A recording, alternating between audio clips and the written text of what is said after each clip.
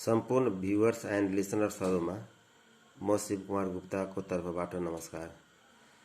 विद्यार्थी भाइ बहिनीहरू, म आज बीबीएस सेकेन्ड इयरमा पढाइ हुने म्याक्रो इकोनोमिक्सको च्याप्टर 6 इन्फ्लेसन अन्तर्गत म केही भन्न गइरहेको छु। तपाईको इन्फ्लेसन अन्तर्गत मैले कक्षा कोठामा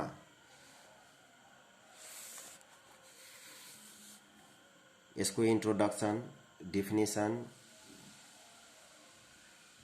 यसका भ्यूहरू जस्तै कमन भ्यू, केन्सियन भ्यू, मोनेटरिस्ट भ्यूहरूको बारेमा पनि मैले भनिसकेको छु। साथै यसका टाइप्स और काइन्ड्स, यसका प्रकारहरूको बारेमा पनि मैले भनिसकेका छु। यसका प्रकारहरूलाई पुनः म स्मरण गराउन चाहन्छु। जस्तै यसका प्रकारहरू जस्तै on the basis of speed, on the basis of inducement, on the basis of time, on the basis of scope, on the basis of government reaction, on the basis of employment level, on the basis of cause or other types। जम्मा 8 किसिमको यसका टाइप्सहरू अर्थात् इन्फ्लेसनका टाइप्सहरू र यसका ब्रान्चेसहरू पनि मैले योभन्दा अगाडि मैले पढाइदिइसकेको छु। र आज म यसै च्याप्टर इन्फ्लेसन अन्तर्गत मैले तपाईहरुलाई measurement of inflation through consumer price index, consumer price इन्डेक्सलाई हामीले एब्रिभिएसनमा सीपीआई लेख्न सक्छौं। Measurement of inflation through consumer price index अर्थात् इन्फ्लेसनलाई कसरी तपाईले मेजर गर्न सक्नुहुन्छ। त सबैभन्दा पहिले आउँछ सीपीआई। सीपीआई के हो? What is the consumer price index? Consumer price index numbers are designed to measure the effect of change in the prices of goods and services on the purchasing power of a particular class of the people with respect to time and places।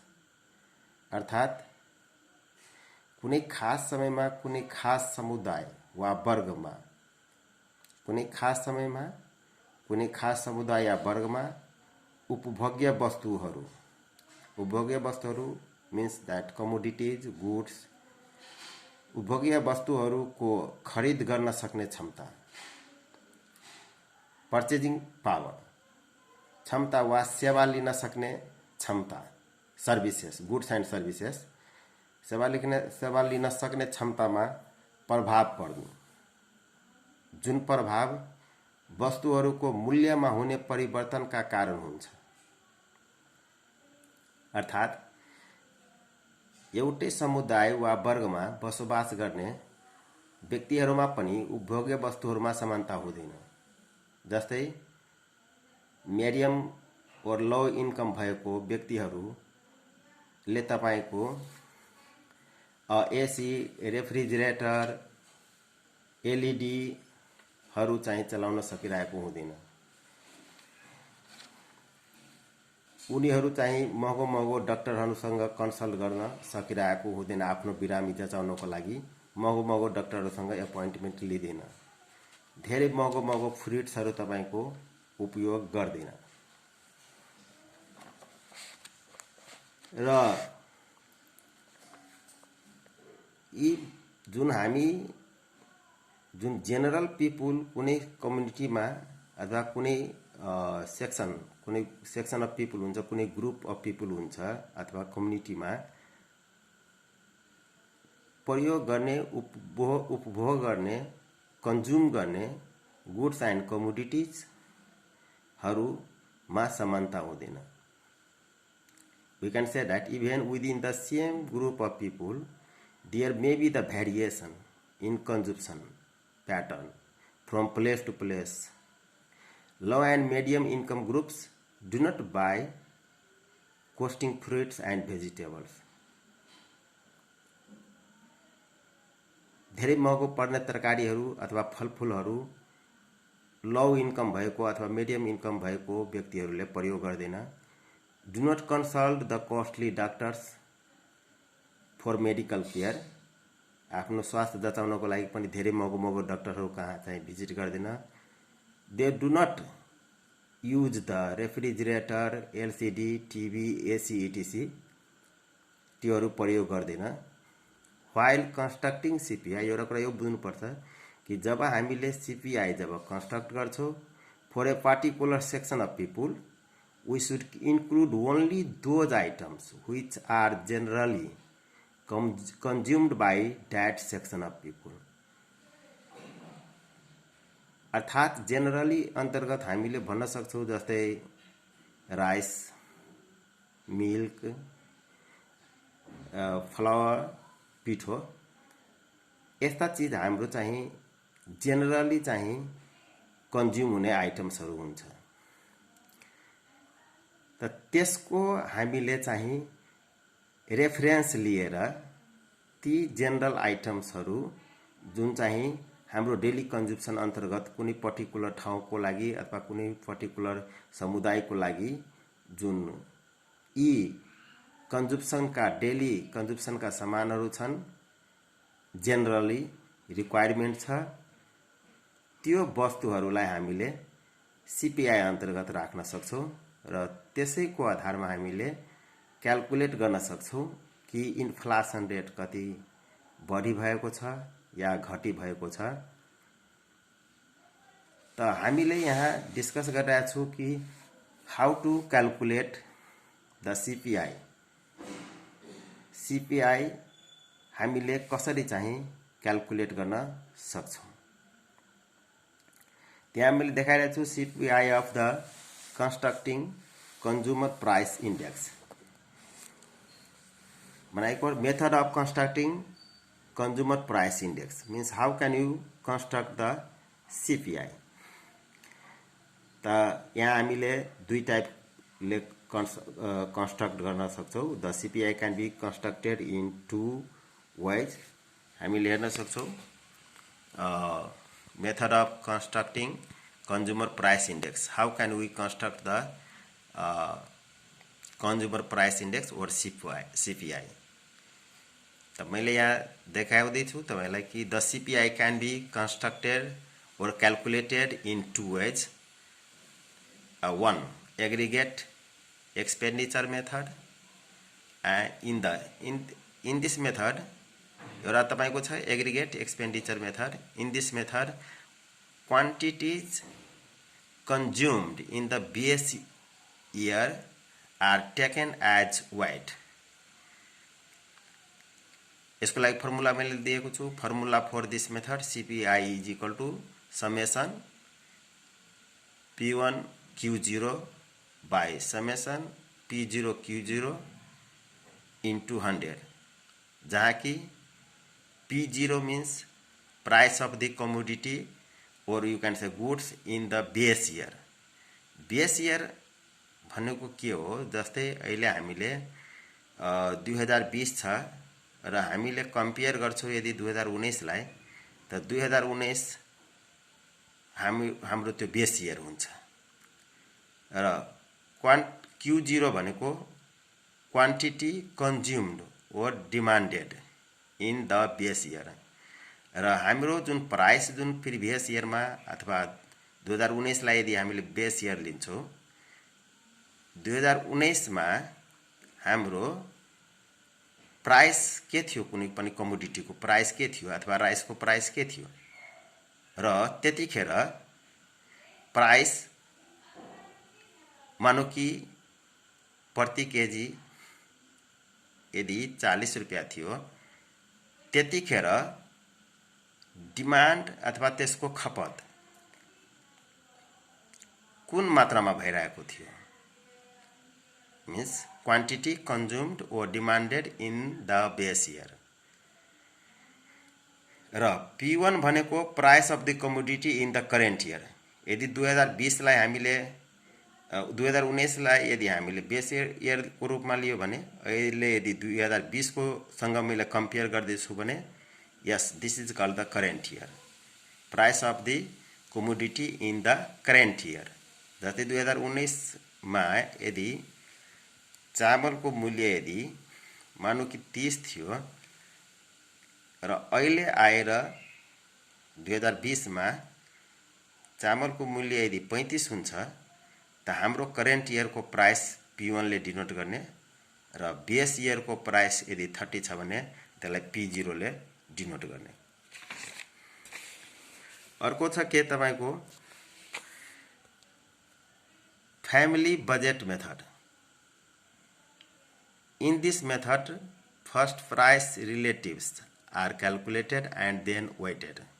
Price relative भनेको के हो त price relative हामीले कसरी नाप्न सक्छौं भने यसको लागि मैले फर्मुला लेखेको छु यहाँ P is equal to price relative लाई P ले जनाएको छ P is equal to P1 by P0 into 100. P1 त बुझिसक्नु भयो P1 means price of the current year, price of the commodity in the current year, and P0 means the price of the commodity in the base year into 100. And weighted को अर्थ के हुन्छ value of commodity consumed. Value of commodity consumed means W यदि हामीले W ले जनायो भने W is equal to P0 into Q0 अर्थात CPI is equal to summation PW by summation W. Summation means sum of PW by sum of W. अथवा CPI is equal to sum of P1 by P0 into 100 times P0 Q0 by sum of P0 into Q0. यसको लागि मैले उदाहरण दिएको छु easy construct CPI number for the year 2013 from the data given below. यहाँ तपाईले हेर्न सक्नुहुन्छ you can see that commodity you can name that A B C D E. Yes, in the place of A B C D E you can think that the rice, flour, milk, like this. So here the commodities are denoted by A B C D E and base year मैले 2012 लाई यहाँ मानेको छु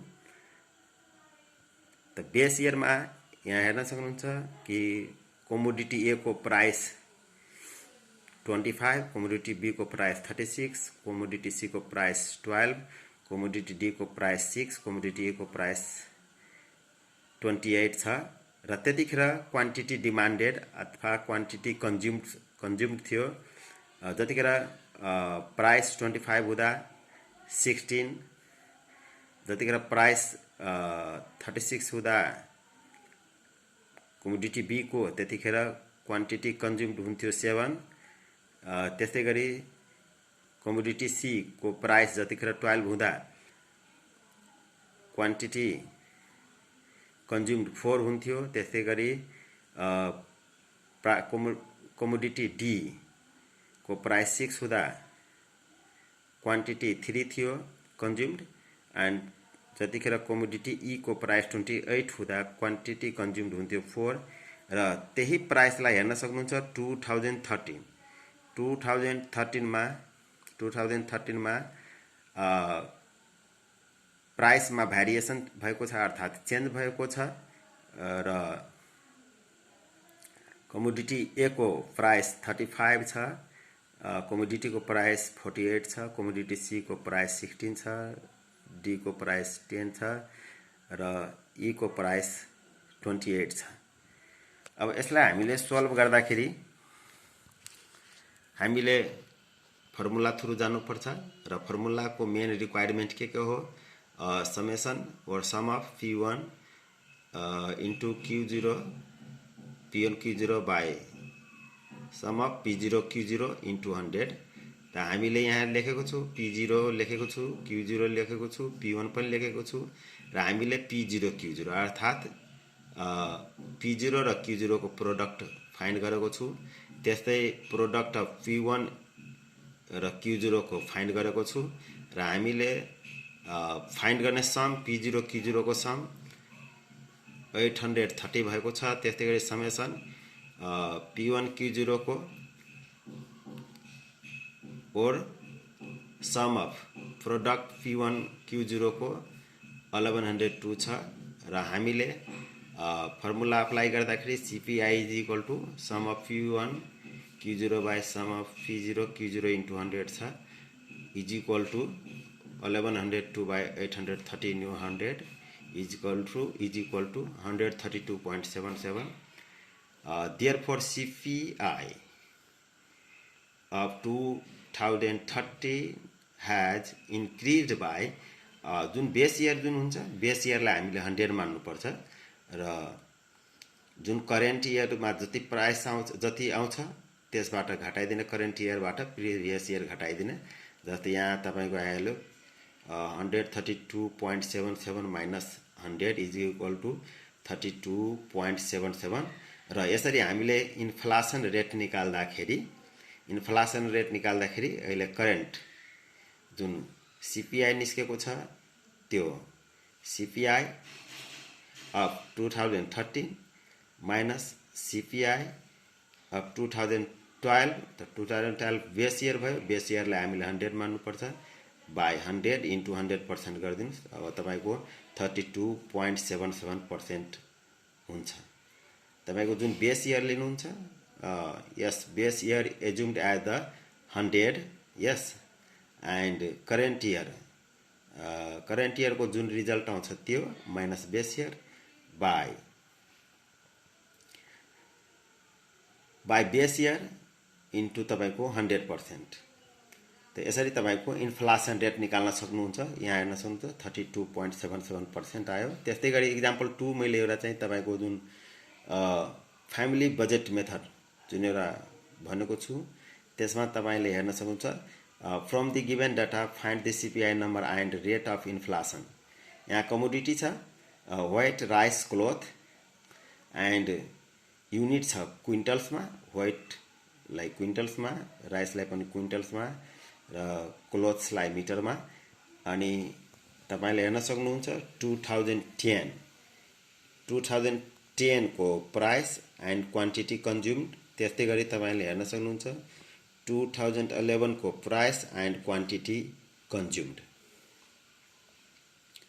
2010 को price white को पर quintal 1000 त्यतिखेर quantity consumed भइरहेको थियो 10।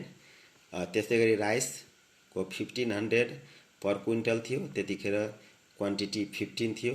क्लोथ को 50 रुपैयाँ मिटर्स थियो त्यतिखेर क्वान्टिटी कन्ज्युम 50 थियो। त्यस्तै गरी तपाईले 2011 मा हेर्दाखेरि प्राइसमा पनि भेरिएसन आएको छ र क्वान्टिटी कन्ज्युममा पनि तपाईको भेरिएसन आएको छ। हेर्न सक्नुहुन्छ जतिखेर तपाईको 1000 व्हाइट को रेट 2010 मा थियो त्यतिखेर क्वान्टिटी कन्ज्युम 10 थियो 10 अनि 2011 मा 1100 हुँदाखेरि क्वान्टिटी कन्ज्युम 6 थियो। यसरी तपाईले चेन्जेसन हेरिराख्नु भएको छ। व्हाइट राइस र क्लोथ को 2010 र 2011 को प्राइस र क्वान्टिटी कन्ज्युम्ड यहाँबाट हेर्न सक्नुहुन्छ। अब मैले भनेको थियो कि तपाईलाई CPI number for the current year 2011 को यदि हामीलाई निकाल्नु रहन्छ भने यसको मैले भनेको छु कि समेसन PW और you can find the sum of product of PW by sum of W। त यसलाई हामीले कसरी फाइन्ड गर्ने मैले अगाडि नै भनिसकेको छु कि W is equal to P0 into Q0 हुन्छ।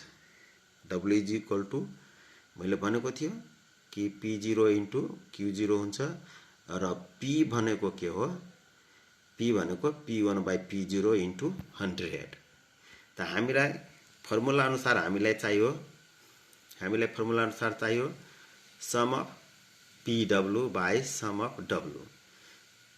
त त सम अफ PW त P भनेको बुझिहाल्नु भयो P भनेको P1 by P0 into 100 times or into W त W भनेको तपाईलाई थाहै छ P0 into Q0 त हामीले यहाँ हेरिरहेको छौं कमोडिटी राइस व्हाइट क्लोथ छँदैछ व्हाइट छ राइस छ क्लोथ छ युनिट छ क्विन्टल्स र मिटर्स त्यसैगरी P0 पनि दिएकै छ हामीलाई Q0 पनि दिएको छ P1 पनि दिएको छ Q1 पनि दिएको छ हामीले फाइन्ड गर्नुपर्ने just W is equal to P0 Q0 हामीले P0 र Q0 लाई गुणा गरिदिएको छु जस्तै 1000 into 10 त 10000 1500 into 15 इज इक्वल टु 22500 त्यसैगरी 50 into 50 2500 अब तपाईले P क्याल्कुलेट गर्नको लागि P1 by P0 into 100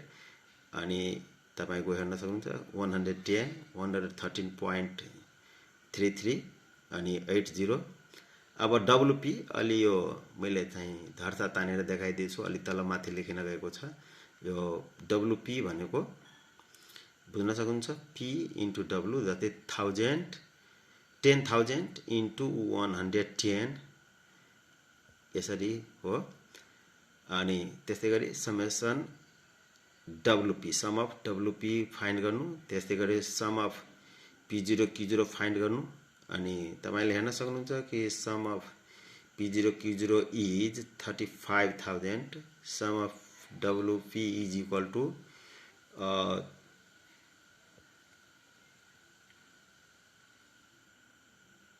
38,49,925 and now we can calculate by using the formula CPI number for the current year 2011 is equal to summation PW by summation W and we can see that result is 109 means 109.998.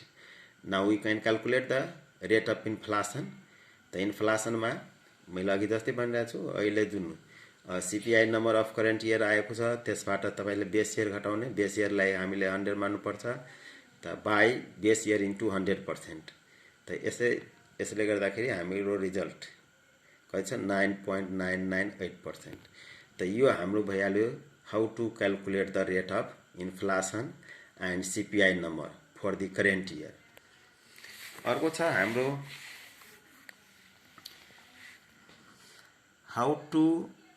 how the consumer price index is calculated यसको म एउटा STF भनिरहेको छु how the consumer price index is calculated consumer price index कसरी हामीले calculate गर्ने त मैले यहाँ तपाईलाई 5 वटा STF दिएको छु अब 5 वटा STF मा तपाईको यहाँ छ फर्स्ट स्टेप छ के